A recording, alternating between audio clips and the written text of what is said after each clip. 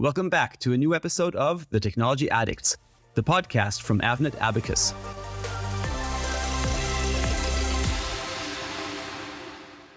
Some IoT devices integrate seamlessly onto a single printed circuit board, tightly soldered and compactly encased. But these are the exception. Unscrew the casing of just about any high-value IoT device, and you'll see a more complex picture, enabled by a vital but often overlooked component type, connectors. Connectors, also known as Interconnect Solutions, securely position and link electronic components and facilitate current flow between them. They simplify the assembly of devices with multiple modular parts and streamline manufacturing by allowing heat-sensitive elements to be added to the PCB post-soldering. Moreover, electronic devices are only as durable as their weakest link, and since the link connectors provide is not permanent, they need to be designed and tested to uphold the highest quality standards. To discuss the importance of selecting the right interconnect solutions for IoT device manufacturing, performance, and longevity, we invited a guest from Harwin, a leader in reliable and high-performance interconnection applications. Ryan Smart is VP of Product. Hi, Ryan. Welcome to the Technology Addicts podcast. Hi, Jan. Thank you. Also with us is Matthias Goebel, Marketing Manager for Interconnect and EMEC at Avnet Abacus. Hi, Matthias. It's great to have you in the studio. Hi. It's great to be here. Thank you. So, to get started, Ryan, just so we're sure that we and all listeners are on the same page, can you tell us what are interconnect solutions and why do they matter? Sure, of course. Interconnect solutions are an important part of any electronic system. They encompass the connectors, the cabling, and other associated technologies that provide the connectivity between devices, boards, and subassemblies. So essentially, they're enabling the electronic system to perform. So when it comes to IoT devices in particular, these components support the transfer of data and power. And so they're expected to offer high performance whilst remaining small, light, and robust. So they can support the long-term operations, which sometimes may be in remote and harsh environments. So from our point of view, from in-connector terms, this means that the interconnect solution actually has the ability to perform whilst withstanding levels of dust and moisture exposure, whilst being subject to mechanical elements such as high levels of shock and vibration, and even able to operate under extreme operating temperatures. Now, on top of these factors, the final thing to consider is the need for EMC shielding, because there are such products as shielded cable assemblies and shield cans that can be used to protect critical components on a PCB against radio frequency interferences. So, Matthias, Avnet Abacus has a very carefully curated range of suppliers. Can you share the story of how your partnership with Harwin began and what factors influenced your decision to include them in your lineup? Yeah, sure. Well, so our partnership with Harwin began more than 20 years ago. And consider I'm with Avnet now since 9 years, so this is quite a long time, right? And I would say that history really stands for a lot. I had to talk to colleagues to talk about Harwin and get some information about it. And they told me that it was especially Harwin's reputation for quality and innovation, which caught our attention early on. So consistently, they demonstrate their commitment to high standards, and this is something which we at Avnet Abacus really value. When we first considered bringing them into our lineup, we were impressed not only by their product range, but also by their dedication to engineering excellence and reliability. Over the years, this relationship has really grown stronger, and I can tell you we appreciate the collaborative approach Harwin takes, always working closely with us to meet evolving needs of our customers. Their products, like for example, their high reliability connectors, have become essential in many of their projects we support, and their ability to innovate continually aligns perfectly with our mission. So it was a natural fit, and we have been thrilled with the partnership ever since. Oh, great. That's very positive. And Ryan, in terms of product development, what are some common misconceptions about connectors that you frequently encounter? Sure. So here at Harwin, new products are an essential part of our business as we look to grow moving forward. And I'm glad that we've just touched upon that on the last question. So we have a large drive to launch new products across all of our verticals. And therefore, we have a lot of ongoing product development. And I would say one of the main misconceptions, especially for our product development, is the amount of the engineering and manufacturing expertise that actually goes into building our connectors. So to achieve this, we're actually pretty proud to say that we are a vertically integrated company. So this means that we try and control the majority of the manufacturing processes in-house. So for an example, for a new product development, once we've designed the product and we've created the concept here, we then, again, we own most of the manufacturing processes. So this includes injection molding. So this allows us to design and manufacture our own plastic housings that are the body of the connector. We also have our own high-speed stamping machines and our very own turning facility. So this gives us multiple methods to manufacture our contact technologies. So this is the heart of the connector systems. We then also have 5-axis CNC machines. So this allows automated manufacture because they're actually software driven. So a number of our recent backshell developments have been produced on these machines as well. Now, on top of that, we then also have our own electroplating lines. So not only are we making the housings, the contacts, the backshells, we're then plating that in-house because it allows us to control the quality of the plating, the thickness of the plating of the gold and the tin of our components as well. And then moving on away from the manufacturing, but we also design and build our own robotics and autonomous assembly processes too. So in-house, we're creating these new robots that actually 100% inspect all of our components, and then they're assembling the contacts and the hardware into the housings and also packaging this into tubes or tape and reel. So the product then comes packaged on tape and reel ready for automation for our customers too. So I think just looking at it from the outset, it may just seem like connectors, but actually there's a lot that's ongoing, and these processes all contribute to the creation of our new connectors. Yeah, it's fascinating. It also means that you get to work with your own products in developing all these automation solutions. It does, yes, exactly that. We also like to develop some of the tooling too. So it's not just the actual end products that we're building. We're actually creating some of the tooling that goes within the systems that then create our connectors. So yeah, we really are a well-rounded manufacturing company, let's say. That's fascinating. And how do Harwood's connectors set themselves apart from other solutions that are on the market? So for the target markets that, we target with our products, I'd say the engineers that we work closely with are looking for high-performing products that are compact and reliable. And this is kind of what we're known for. So quality is kind of our number one priority. And again, we've already touched on that previously from one of the answers too. So our board-to-board connectors and our high reliability products are designed to meet the specific criteria that our customers require. And this can differ depending on the type of product, of course. So just to give an overview, we have 3 product verticals, which is our HRI, BBI, and EZI technologies. So HRI is our high reliability connectors. And again, this is what we're known for. This is our largest in terms of the product offering and the customers that we service. So these products are designed for high-end applications such as aerospace and defense, and some high-end industrial automation applications too. So at the heart of these connectors is our very own unique contact design. So these utilize either a 4 or a 6-fingered contact that basically enables multiple points of contact regardless of, levels of shock and vibration. So it maintains a constant connection. So this means that, HRI products are used a lot within mission critical applications where they can't afford to fail. And then secondly, we have our BBI vertical. So these are more highly durable board-to-board connectors that offer ease of integration, and they address acute space constraints. So these are highly dense connectors that are as low as 0.5 mil pitch up to 2.5 mil pitch. But these products are actually designed to support increased data rates. So certain product lines within this vertical actually offer up to 24 gigabits per second. So these are more suited to industrial and embedded applications. So these products are very relevant for the topic that we're discussing today. And thirdly, we have our EZI. So this is moving slightly away from connector technologies, and this is more onto innovative board level shielding and other associated accessories that support ease of assembly. So this includes shielding products such as shield cans and shield clips, spring contacts and pogo pins and sockets. So all of these are usually packaged in tape and reel, again, so for ease of assembly. And to move towards an application, what role do connectors play in, for example, industrial automation? So across all 3 of these verticals, these are all being used within industrial automation applications. So for example, within HRI, we've had a number of products that have been designed in within motor feedback systems for being used within encoders.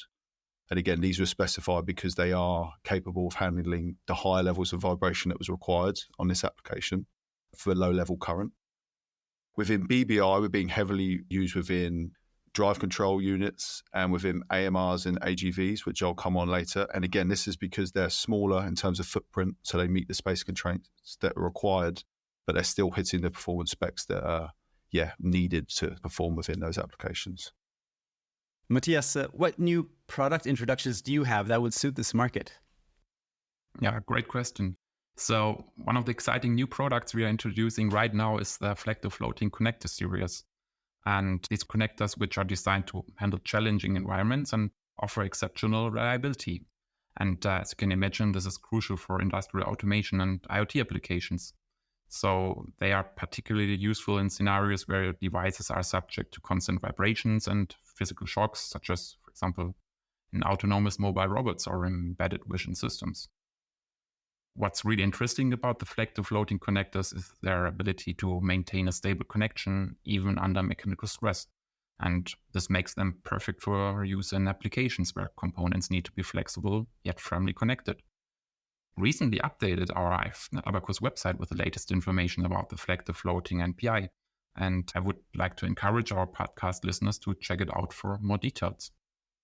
It's fascinating to see how these connectors are being utilized. And for instance, they are being integrated into cutting edge industrial and automation systems, ensuring that everything from machinery to robotic arms operates seamlessly and efficiently, even in harsh conditions. So this is kind of innovation really highlights the importance of having robust interconnect solutions in place. And which specific products by Harwin do you come across most often when supporting customers on their projects? Yeah, well, there are a few Harwin products that frequently come up in conversations with our customers. So we see a lot of demand for Harwin's Gecko, DataMate, and Control series. These are products which are popular for a reason. They offer incredible reliability and performance, which are critical in many of our customer applications. The Gecko series, for instance, is fantastic for high-density, lightweight interconnects, especially in aerospace and defense. The DataMate range is known for robustness in harsh environments, making it ideal for industrial and medical applications. And the Control series is perfect for applications requiring secure data transmission and power connections. So I have to say that Harwin consistently delivers the performance and reliability that our customers need to succeed. Now, for both of you looking towards the future, how do you see the roles of connectors evolving as IoT technology continues to advance? Who'd like to go first? I can start, of course. So looking ahead, connectors are going to play an even more crucial role as IoT technology evolves. And one of the big trends we are seeing is the need for increased connectivity. With more devices interlinked, connectors will have to support larger, more complex networks. And it's not just about connecting more devices, but also about handling higher data rates efficiently. So this means developing connectors that can manage greater bandwidth without compromising performance. And another key aspect is durability. As more IoT devices are used in harsh environments, the connectors need to withstand extreme conditions like high temperatures, dust, and moisture. We are also moving towards smaller, more compact devices, so connectors need to be miniaturized while still maintaining their reliability and performance. And thinking about power efficiency, this is also becoming increasingly important too. There's a push for energy-efficient IoT devices, and connectors play a big part in this by minimizing power loss and supporting low power operations. So finally, adaptability is key, and connectors need to be versatile enough to accommodate various IoT applications and evolving standards. This means designing connectors that are flexible and can keep up with rapid technological advancements. And it's an exciting time in the industry, and we at Afnet Abacus are looking forward to contributing to these innovations. And Ryan, is there anything that you'd like to add? Yes, firstly, I agree with everything that Matthias has said. And personally, I think there are numerous key factors that will mean connectors continue to evolve in order to support the technology advances in IoT moving forwards. But I think for Harwin, there are pretty much two key areas that we're focusing on right now, and that is the increased connectivity and the higher data rates that are required. As we've spoken about, there's lots of data out there now. There's more and more being generated than ever, and this will only increase as we move into the future. And so there's going to be an expectation that connectors are capable of handling those increased data rates as we move forwards and are in line with the advancements that we see. From a Harwin point of view, we're looking to address this with a couple of new products on our roadmap. So for the BBI vertical, in recent years, we've added our Arch 0.8 and 0.5, which are board-to-board high-speed connectors that are capable of carrying up to 24 gigabits per second. And we've just recently launched Flecto, as Matthias has already spoken about.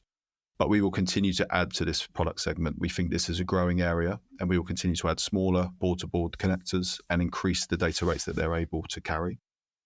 And also, we're developing a brand new coaxial contact within our HRI portfolio.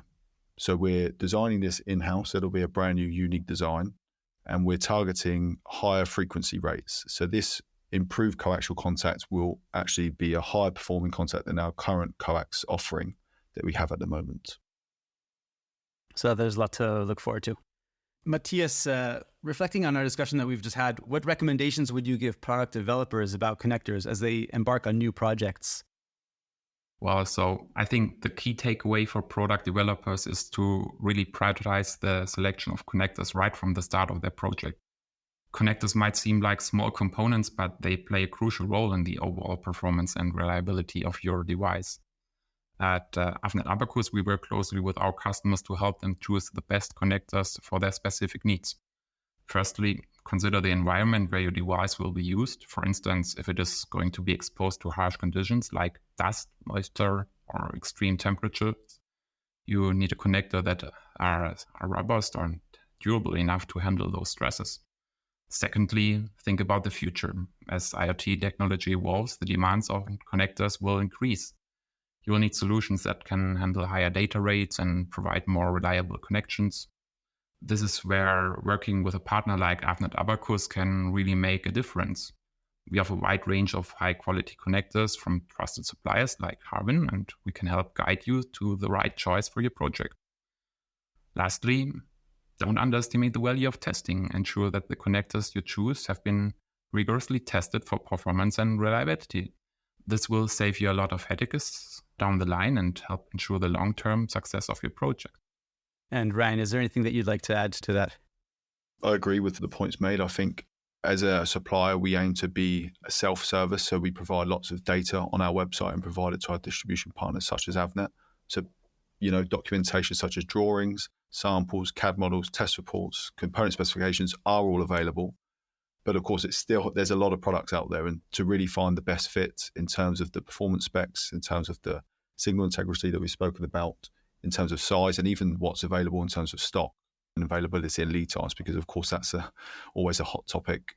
It's best to ask the question up front, and we can help design in the correct solution to ease any future issues in these projects. So, thank you for this very insightful conversation. So at the end of each episode of the Technology Addicts podcast, we ask our guests the same question.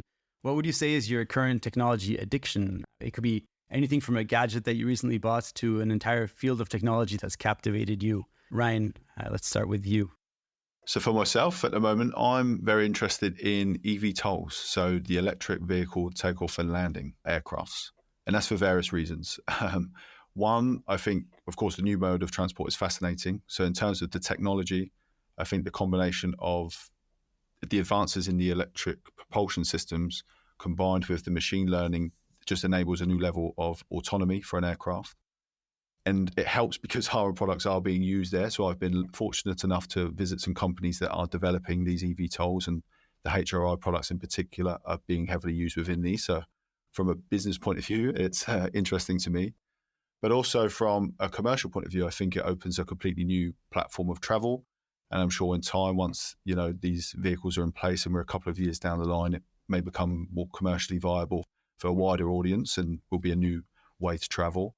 And then also from a competitive point of view, because there's so many companies at the moment, all with their own unique designs for eVTOLs and their own operating systems, and they're all racing to be the first to have it, fully functioning ready that meets market legislations and standards. So I'm intrigued from a personal point of view just to see kind of who wins that race.